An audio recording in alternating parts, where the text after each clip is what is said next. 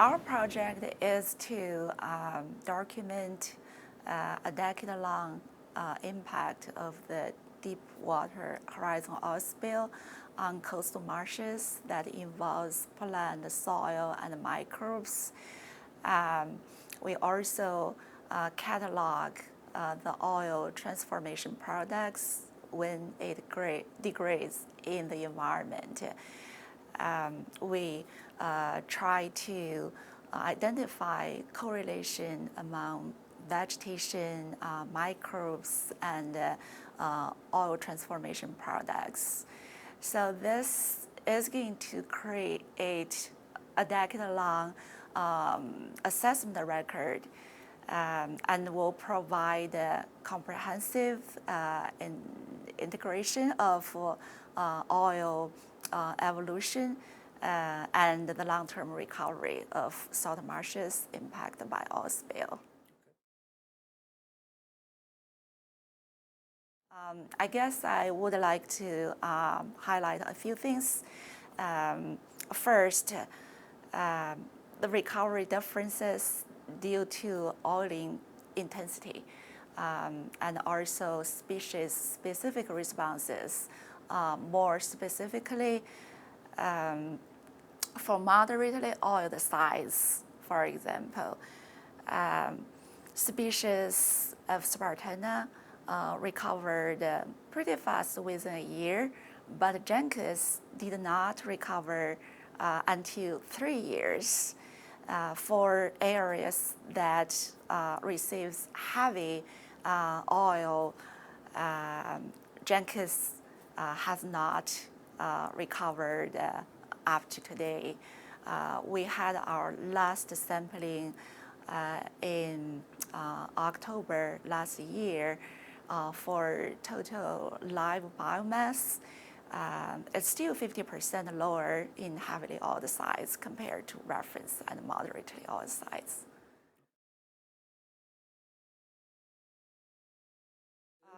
So I also want to emphasize the microbial part. The community structure diversity has been altered by oiling, but recovered concurrently with vegetation.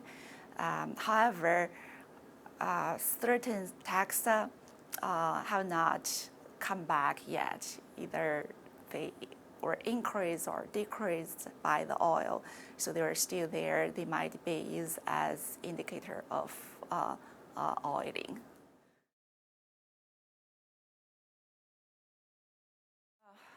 I would say, our project is going to create a decade-long assessment record. This sets a huge precedent of how coastal wetlands would respond to environmental stressors like oil spill.